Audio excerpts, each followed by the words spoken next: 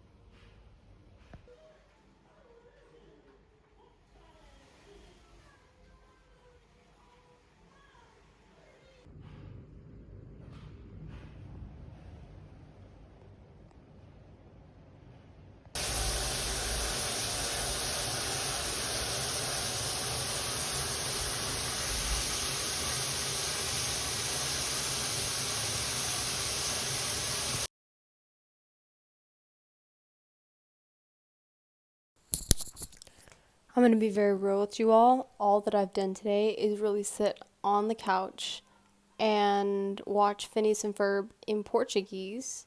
And I'm okay with that because moving's really stressful and I'm so stressed that you can literally see it in my eyes. I don't know if you can see it now. These are green. These are green. I haven't eaten all day. My acne is, look at this. What is going on? I mean, it could be worse, but it's bad. It's worse than I usually see, which proves that I've been stressed. It's beautiful here. I love the house, but I think the moving is just a process. Like, it's going to be stressful, even if you do everything that you can to prevent that.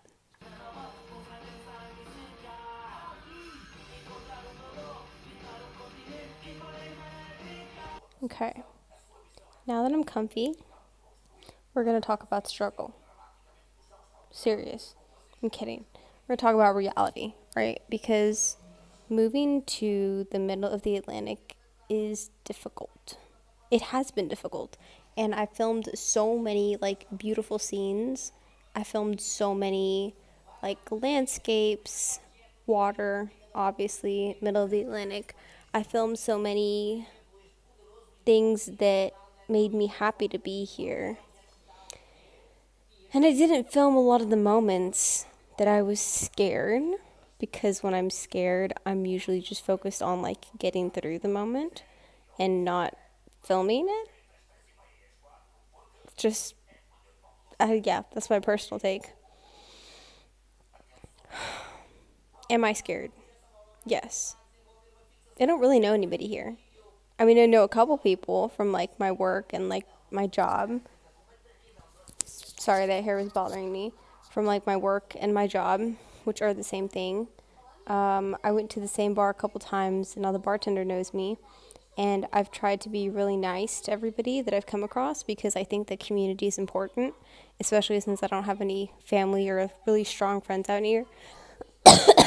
So I have some acquaintances that remember me, and I'm not afraid to ask like taxi drivers and bartenders for tips or questions or just say things that I've noticed, and sometimes they give me more information on that.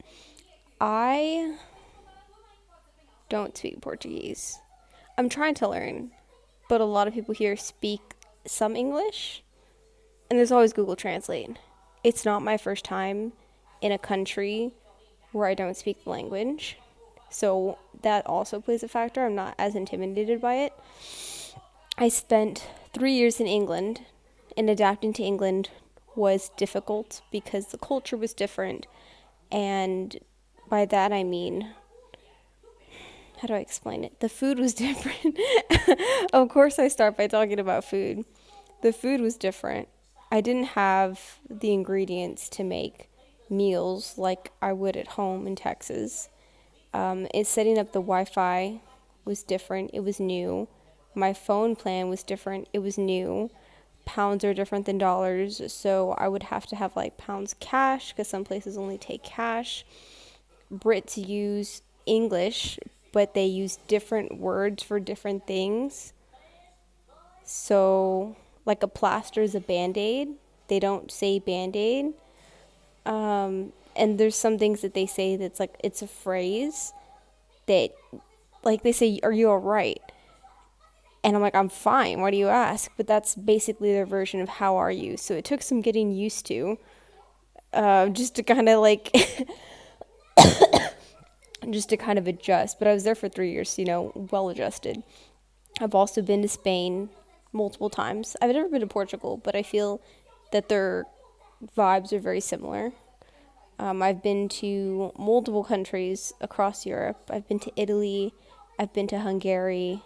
I've been to whatever country Prague is in. I've been to Paris 3 times. And places like some of the really big cities like Madrid and Paris, like people don't speak English. I don't know if it's the fact that they don't speak it or they just are annoyed at the tourists and don't want to be helpful because like sometimes I would say something in English and I would just get like a look of disapproval and I would be like, "Oh, okay, let me pull out like Google Translate." I remember pulling out Google Translate at a McDonald's in French because like nothing like I couldn't even I was trying to like make motions toward the menu and or just like explain like with hand motions because sometimes you can get away with that and like the waiter wasn't even or the person the cashier wasn't even paying attention to me. So I'm okay with being odd. I'm okay with being in a new and foreign place because I've taken so many trips across Europe and I've lived in Europe area for 3 years. So this is not like I'm not as shaken by it. Obviously, we have to convert to euros and like learn the language and all that. But I've done those things before and I know that I can do them again. Yeah, I've done those things before and I know that I can do them again. It's weird because this house doesn't feel like my home, even though all my stuff is here now. And I spent 80% of my time today. I didn't even eat. I spent all day being lazy sitting on this couch or unpacking boxes and like rearranging the living room until it made sense because it was stressing me out.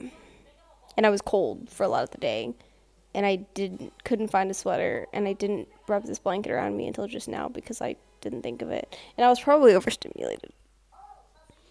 For the majority of the day. And my laundry's going and the dishes are everywhere. I don't know that I'm going to put that into the film. Sorry, everybody.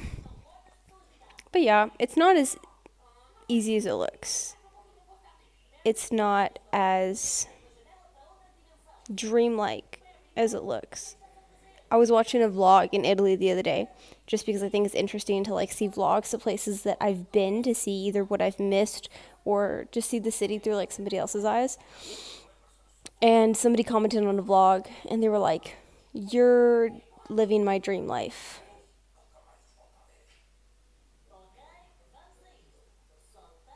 When I was in Italy, I was not living my dream life. I was crying actually over a man. When I was in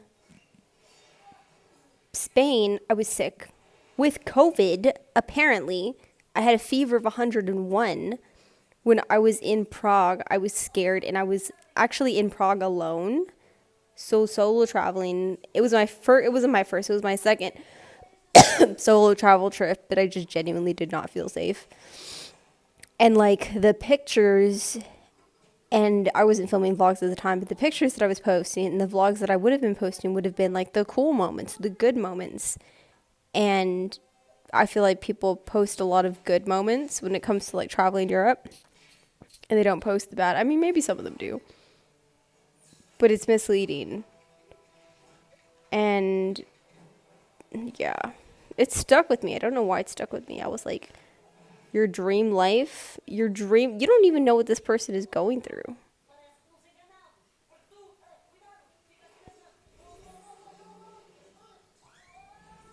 But I digress.